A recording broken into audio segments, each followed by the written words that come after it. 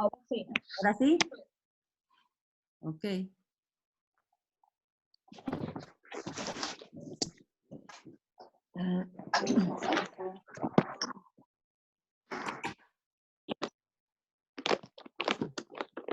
Entonces, tenemos, ¿y será familia Mora? Bienvenida familia Mora. Familia Mora Valverde. Ok. Bueno, entonces la oramos y ahora vámonos al libro de Ruth. Armita, Mande. es que hay algunos micrófonos abiertos y hay mucha interferencia. Ah, ok. Vamos a cerrar todos los micrófonos. Ajá. ¿Lista? Todos los micrófonos cerrados ahora. El libro de Ruth. Bueno, vamos a hacer una observación primero porque yo me imagino que la mayor parte de sus Biblias, de las Biblias de todas ustedes, el libro de Ruth viene después del libro de los jueces. Ok. Eso significa que su Biblia fue traducida directamente del latín o del griego. Porque si ustedes tienen una Biblia traducida directamente del hebreo, tienen una Biblia directamente del hebreo, se van a encontrar como por ejemplo esta que tenemos aquí, que se llama la Complete Jewish Bible. En esta Biblia, el libro de Ruth viene hasta el final. Viene hasta el final casi. ¿Ok? ¿Por qué? ¿Significa que una es buena y la otra es mala? No, no, no. La causa de la diferencia está en que los judíos han dividido la Biblia en 3 diferentes partes. Parte número 1, los 5 libros de Moisés. Parte número 2, todos los profetas, tanto los mayores como los menores. Parte número 3, el resto, todo el resto. Entonces, como Ruth no es ni de los 5 libros de Moisés, ni tampoco es profeta, entonces quedó en la tercera parte y por eso la van a encontrar hasta el final de la Biblia en caso de que ustedes tengan una Biblia directamente traducida del hebreo. Pero la mayor parte de nosotros tenemos el libro de Ruth después de los jueces, que es exactamente como sucede la cronología. Porque aquí en el libro de Ruth nos van a decir, aconteció esto en el libro, en el tiempo de los jueces. ¿Listas? Vamos a empezar, ya no falta nadie. Dice, vamos a empezar leyendo. Aconteció en los días que gobernaban los jueces, que hubo hambre en la tierra. ¿Se acuerdan cuando hubo hambre en la tierra durante los jueces que vimos? Donde llegaban todos los madianitas y arrasaban con todo lo que los israelitas habían acumulado de trigo, de cebada. ¿Se acuerdan en cuál de los jueces? Gedeón, perfecto. Entonces, muy probablemente esto sucedió en el tiempo de Gedeón. Y un varón de Belén, de Judá, fue a morar en los campos de Moab. Él y su mujer y sus dos hijos suyos, ¿ok? El hombre de aquel varón era Elimelech, y el de su mujer era Noemí. Y los nombres de sus hijos eran Malón y Kelión. Eran efrateos de Belén de Judá. Aquí hay que tener mucho cuidado, que no significan que era de la tribu de Efraín. No, no, no. Eran efrateos, porque no sé si ustedes se han dado cuenta que a Belén muchas veces se le llama Belén Éfrata, pero no tiene nada que ver con la tribu de Efraín.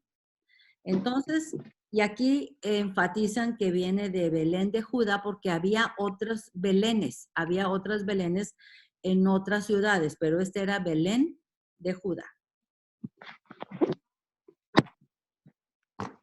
Entonces aquí tenemos la ilustración con la familia de Elimelech y Noemí, sus dos hijos que eran como adolescentes y van saliendo de Belén de Judá, rumbo a Moab. ¿Ok?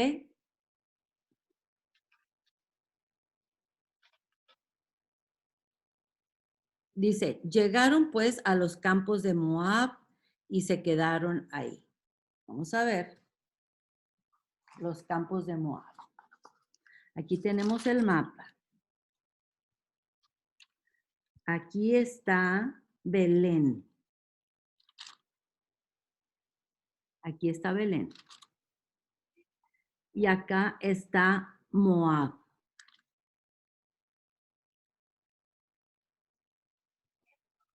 Moab formaba parte de la tierra prometida.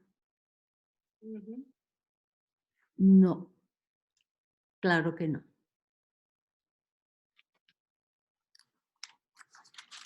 ¿Qué les dijo Dios a los israelitas en Deuteronomio 23? Vamos a leerlo. ¿Se acuerdan que les dije vayan buscando Deuteronomio 23? En Deuteronomio 23, versículo 4, dice,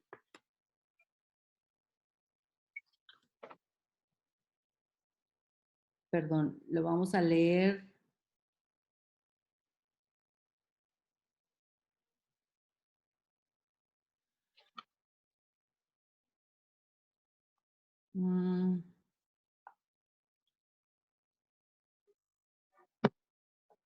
Desde el capítulo 3 dice, no entrará amonita ni moabita. No entrará amonita ni moabita en la congregación de Jehová. ¿Cuál era la congregación de Jehová en ese entonces? El tabernáculo, muy bien. Ni hasta la 10ª generación de ellos. No entrarán a la congregación de Jehová para siempre. ¿Por qué? Vamos a ver por qué dijo Dios que no iba a ser aceptado Moab dentro de la congregación. Por cuanto no os salieron a recibir con pan y agua al camino cuando saliste de Egipto y cuando alquilaron contra ti a Balaam, hijo de Beor, de Petor en Mesopotamia, para maldecirte. Mas no quiso Jehová tu Dios oír a Balaam, y Jehová tu Dios le convirtió la maldición en bendición, porque Jehová tu Dios te amaba. Y no procurarás la paz con ellos, ni su bien en todos los días para siempre. ¿Ok? Hasta ahí es lo que vamos a leer de lo que se refiere de los moabitas. Cuando los hijos de Israel venían por acá abajo, ya tenían que pasar por Moab. Moisés manda un representante al rey de Moab para preguntarle si permite que los hijos de Israel pasen en medio de Moab. No les iban a quitar nada. Y el rey de Moab dijo que no. No les ofrecieron ni pan ni agua. Entonces los israelitas tuvieron que rodear todo Moab para poder continuar con su trayectoria a la tierra prometida antes de pasar el río Jordán. Además, dice Deuteronomio 23 que Balac contrató a Balaam, al profeta Balaam, para que maldijera a los israelitas, lo cual no pudo hacer, porque de su boca, en vez de salir maldición, salió bendición. Pero acuérdense que Balaam le dijo un secretito a Balac. Yo sé cuál es la manera de hacer que los israelitas caigan. Tráiganles unas muchachonas midianitas para que ellos caigan y cometan pecado en contra de Jehová. Y así fue, y está escrito en Deuteronomio 23, que por ese motivo, esos dos motivos, Dios les dijo, no, nada con Moab, nada con Moab.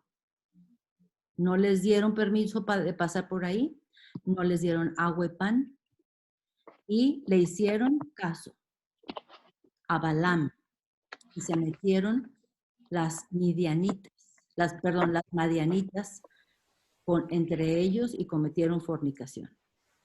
Anita, ¿podrías repetir el versículo de Deuteronomio cuánto? Deuteronomio 23. Sí. Todo esto va a estar en el papel que se los voy a mandar. Ah, perfecto. Sí, ahí va a estar. Anita, una pregunta. Todo esto entonces sucedió cuando ellos querían pasar, que venían del Sinaí, iban a pasar hacia la tierra prometida Sí. y los moabitas no lo dejaron. Entonces, lo de Balac y Balaam fue ahí. Sí, también. Ah, eso es lo que sucedió. Lo que acabas de decir sucedió en ese momento. Sí, en O ese cuando ya ellos estaban en la tierra prometida. No, antes de llegar a la tierra prometida. Cuando ellos Ya. estaban ahí estacionados, acuérdense que Balac se sube a una montaña y desde ahí arriba está viendo todos los campos de Israel y le dice a Balaam, ándale, ándale, maldícelos. Y todo lo que sale de su boca es pura bendición. Y Balac se enoja bastante, dijo, pero se los has bendecido, pues yo te pagué todas las monedas de oro para que los maldigas.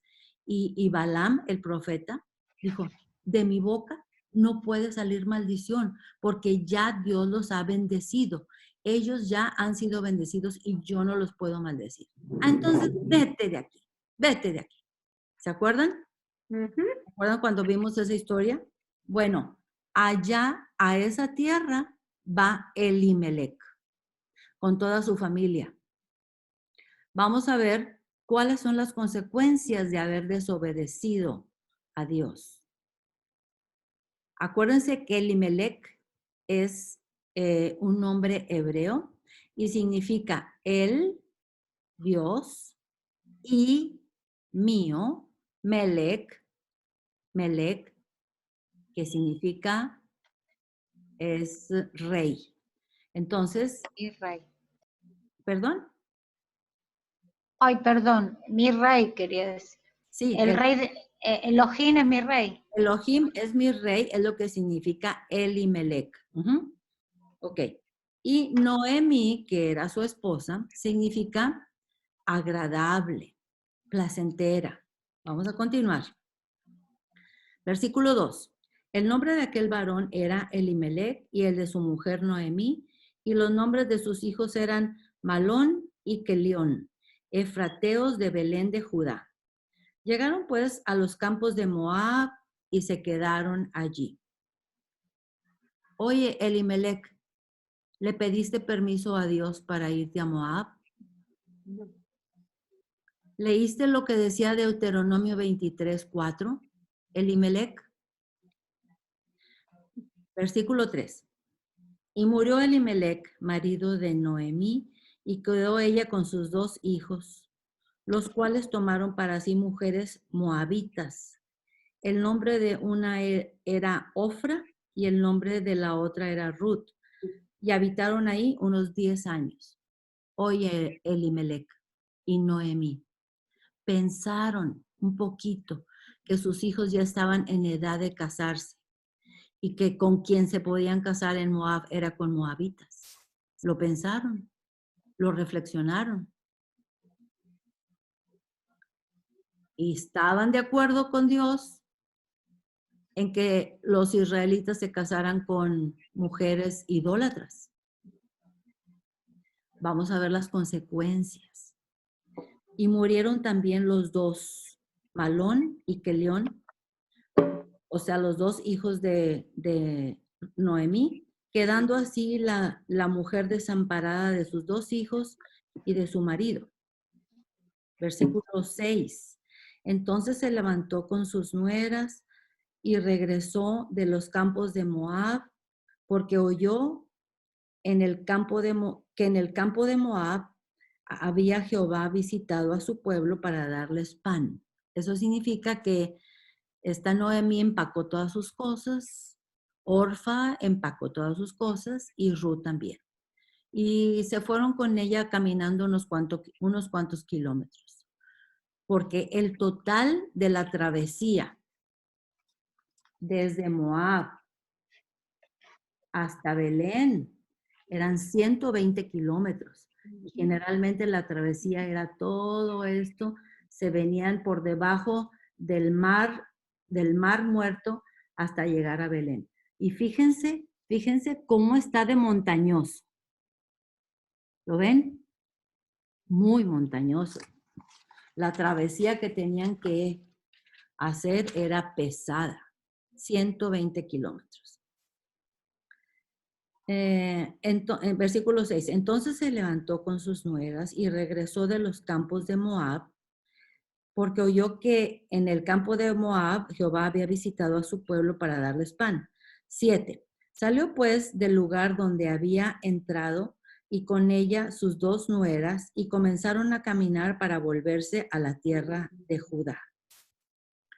Ahora, esta Noemí se está dando cuenta que ya no tiene para qué estar en Moab.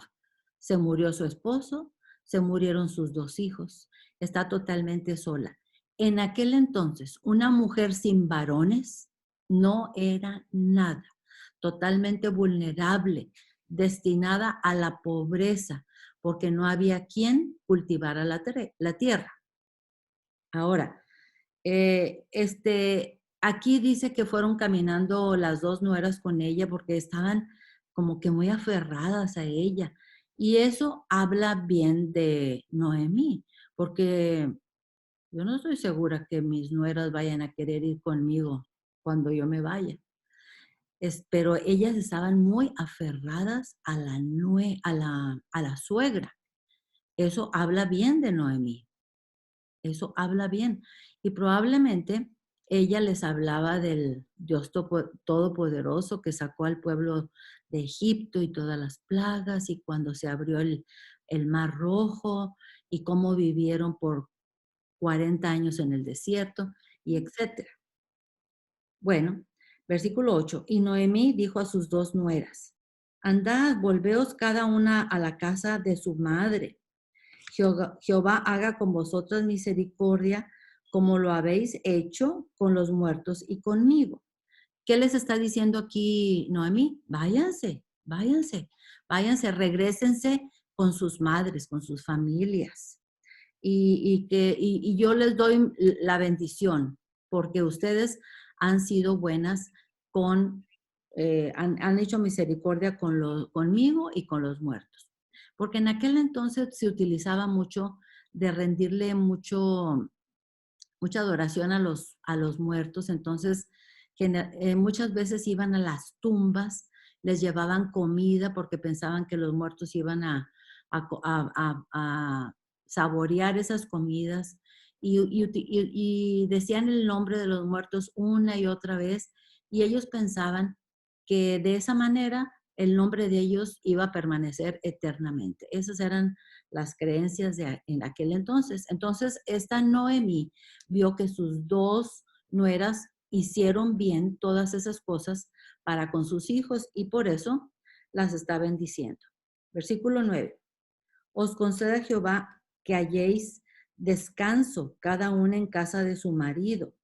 O sea que ella las está empujando para que ellas vayan y busquen marido. Pero Noemí, ¿que no pueden conseguir marido allá contigo en Belén de Judá? Y que no pueden conseguir un marido que sea de la familia de Elimelech. Y que no pueden conseguir un marido que sea creyente en el Todopoderoso.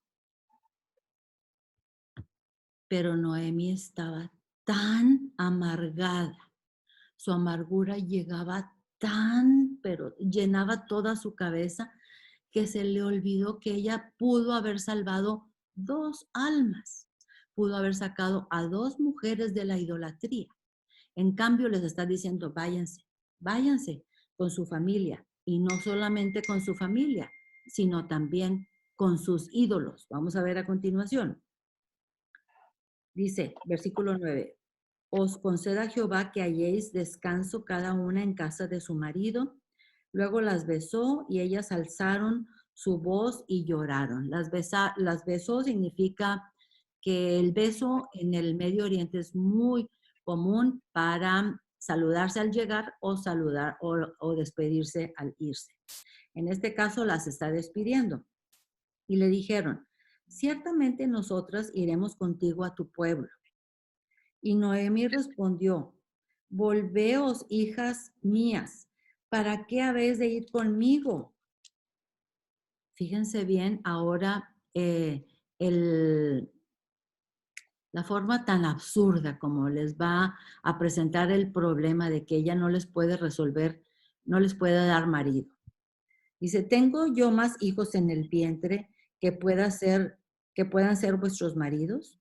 Volveos, hijas, e idos, porque yo ya soy vieja para tener marido, y aunque dijese, esperanza tengo, y esta noche estuviese con marido, y aún diese a luz hijos, versículo 13, ¿habríais vosotras de esperarlos hasta que fuesen grandes?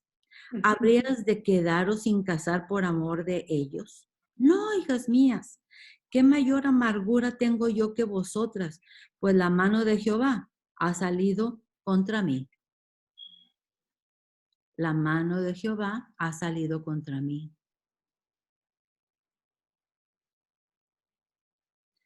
Está echándole toda la culpa al Todopoderoso después de que ellos desobedecieron. Deuteronomio 23. Versículo 14. Y alzaron otra vez su voz y lloraron. Orfa besó a su suegra, mas Ruth se quedó con ella. O sea que Orfa ya se fue allá con su familia y con sus dioses. Y Noemí dijo, he aquí tu cuñada se ha vuelto a su pueblo y a sus dioses. Y a Noemí no le importó que Orfa volviera a unos dioses que son falsos, que no escuchan, que no responden, que no son verdaderos. Su pesar, su aflicción estaba enceguecida, la habían enceguecido totalmente.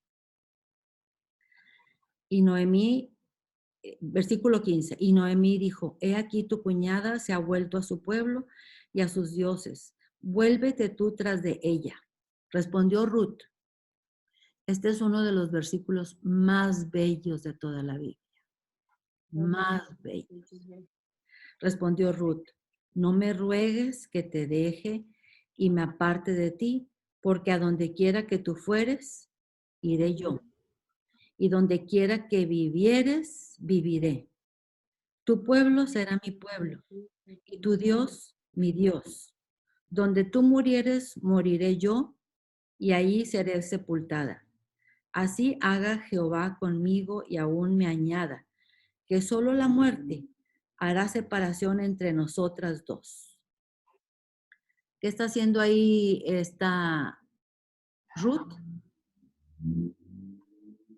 Está haciendo una conversión. Adiós a sus ídolos, adiós a sus padres, adiós a su cultura, adiós. Y ella está optando, aceptando un nuevo Dios, un nuevo pueblo, una nueva cultura. Y ella,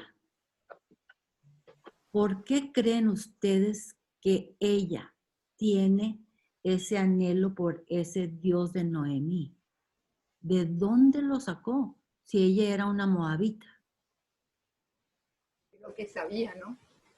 ¿Sí? Porque sabía. ¿Quién le enseñó? Y probablemente su suegra, como dijimos anteriormente. Claro, le enseñó su suegra. Entonces, ¿ustedes creen que de algo sirve estar hablando y hablando y hablando y hablando acerca de las maravillas del Todopoderoso? Amén. Claro, Claro. es un testimonio. Es un testimonio. Igual que Rabá, ¿no? Que Rabá. Exactamente, eso es lo que les iba a decir ahorita, y ahí lo van a encontrar en los papeles, la cita donde pueden encontrar a Rabá, cuando recibió a los espías, y ella dijo, yo sé, aquí todos sabemos, hemos escuchado de todas las maravillas que ha hecho su Dios, de que abrió el mar rojo y que les dio de comer por todo el desierto. y hemos oído de todas las maravillas que ha hecho él. Amén. Yo sé, dijo Rabá, que el Dios de ustedes es un Dios del cielo y de la tierra. ¿Qué Amén. hizo Rabá ahí? Amén, amén. Una Amén. conversión. Es otra conversión. Otra conversión. Por eso Rabá y por eso Ruth están en la genealogía de Jesucristo. Uy, ¿Qué les parece? Y las dos eran unas idólatras. Y las dos eran gentiles. Pero para Dios no hay cosa que Él desperdicie. La fe, la pequeñita fe que tenían, ahí está palpada. Vamos a continuar. Entonces, lo que acaba de decir aquí Ruth dijo, yo hago una promesa, te hago una promesa, suegra Noemí, que si yo no hago esto y estoy contigo hasta la muerte, que Dios haga conmigo lo que quiera. Versículo 18. Y viendo Noemí que estaba tan resuelta a ir con ella, no dijo nada más. 19. Anduvieron pues ellas dos hasta que llegaron a Belén, 120 kilómetros. Y aconteció que habiendo entrado en Belén, toda la ciudad se conmovió por causa de ellas y decían, ¿no es esta Noemí? O sea, estaban llenas de júbilo de volver a ver a Noemí después de 10 años, porque 10 años estuvieron en Moab. amarga. Ajá. Entonces, versículo 20. Y ella les respondió, no me llaméis Noemí, que significa placentera o que significa agradable, sino llámenme Mara, que significa amarga. Amarga. ¿Se acuerdan también cuando los israelitas pasaron por esas aguas de Mara? Ajá, que eran aguas amargas, las aguas de Mara.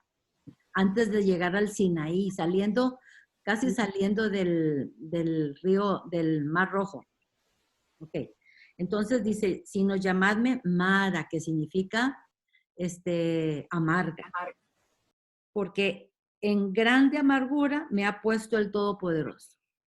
Otra vez, en grande amargura me ha puesto el Todopoderoso. Ella se ha sentido todavía muy, muy ofendida. 21.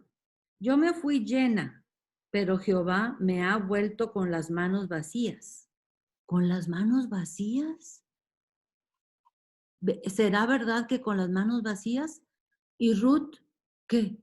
¿No vale? ¿No vale Ruth? Ay, Noemí, está enceguecida por tanta amargura. Tenemos que tener cuidado porque a veces nos toca pasar por momentos de amargura, de tristeza, de que ya no podemos más de la desesperación, que la amargura no llene nuestra cabeza. Y eso me ha llamado mucho la atención de Cale, que a pesar de la tribulación por la que están pasando, todos los días lo único que hace es alabar al Señor y darle gracias por su misericordia. Amén. ¿Qué ejemplazo hemos tenido en esta oportunidad? Entonces, 21. Yo me fui llena, pero Jehová me ha vuelto con las manos vacías. Mentiras, Noemí. No estás con las manos vacías. Y fíjate lo que a continuación va a ser el Todopoderoso contigo, a pesar de que tú le has echado la culpa de todo lo que ha pasado. ¿Por qué me llamáis Noemí? Ya que Jehová ha dado testimonio contra mí y el Todopoderoso me ha afligido. 22. Así volvió Noemí y Ruth la moabita de su nuera con ella. Volvió de los campos de Moab y llegaron a Belén al comienzo de la siega de cebada. Al comienzo de la siega de cebada, y ahí se acaba el capítulo 1 de Ruth. Pero fíjense, ellas venían pues con las manos prácticamente vacías porque era mucho lo que habían caminado. Les voy a enseñar unas ilustraciones. Bueno, esta ya la vimos. Y después aquí tenemos a Noemí con sus dos nueras llorando porque las tres son viudas. Y aquí tenemos a las dos nueras y ella tratando de decirles que se vayan, que la dejen sola. Orfa se regresa a sus dioses y a sus padres, pero Noemí, ella ya tiene sembrada la semilla. Ella ya tiene sembrada la semilla de la redención. Ella ya no puede separarse porque ella ya recibió el silbido en su oído y ella ya no puede separarse del Todopoderoso. ¿Ok? En las hojas que les voy a dar, dice, hay 6 propósitos para los cuales el libro de Ruth fue escrito. Yo les invito que no se pierdan ni un solo capítulo de Ruth, porque qué libro tan fascinante. Qué libro tan fascinante. Y fíjense bien todo lo que vamos a aprender. Dice, proveer la genealogía mesiánica entre Judá y el rey David. Aún, número 2, aún en tiempos de apostasía, siempre habrá un remanente obedeciendo al Todopoderoso. Número 3, este libro de Ruth nos sirve también para ilustrar el concepto de pariente redentor, que va a ser Boaz, con el que se va a casar, es un pariente redentor. Número 4, para demostrar que la gracia de Dios se extiende hasta los gentiles. Y fue la promesa que Dios le dio a Abraham que a través de él serán bendecidas todas las naciones. 5, para establecer la superioridad del trono de David sobre el trono del rey Saúl y su hijo Mefiboset. Porque muchas personas decían, es que Mefiboset sigue vivo y es hijo del rey Saúl, pero no. El Todopoderoso, Jesucristo, Yeshua, tenía que venir a través de la línea de David. Y aquí lo vamos a ver muy claramente. Otro objetivo, mostrar que el pariente redentor, que es Boaz, es un símbolo del Mesías. Esos son todos los objetivos de este libro.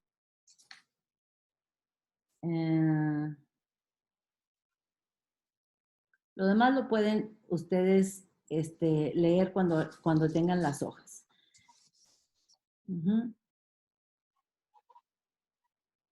Sí, todo lo demás ya se los dije y lo pueden repasar ahí en las hojas. Bueno, con esto terminamos. El primer capítulo. Ay, qué lindo. Va a ser una como una... Va a ser bello. ¿Cómo? Y este estudio, hermano. Sí, pero es como una parábola. Esto es como una parábola de la redención. ¿Se acuerdan del libro de Oseas, que también es como una parábola de la redención? Bueno, el libro de Ruth también es como una parábola de la redención. Almita, yo escuché que las parábolas son historias espirituales. Son verdaderas, pero más espirituales. Sí, son para darnos un mensaje. Escritas están. Sí. Pero fueron verdaderas. Sí. No necesariamente. Muchas parábolas que dijo Jesucristo no eran verdaderas, sino que Él las creó para que pudieran entender algún concepto. Un concepto espiritual. Un concepto espiritual, sí. Gracias. Sí. ¿Alguna otra pregunta? Está buenísimo. Buenas las escrituras que nos dejó el Todopoderoso. Bueno, ¿saben qué? Nada más le voy a quitar la grabación porque luego dice Google que está muy larga la grabación y la vez pasada batallé mucho porque dije, no, está muy larga, entonces vamos a hacerla más chiquita para que no batallemos.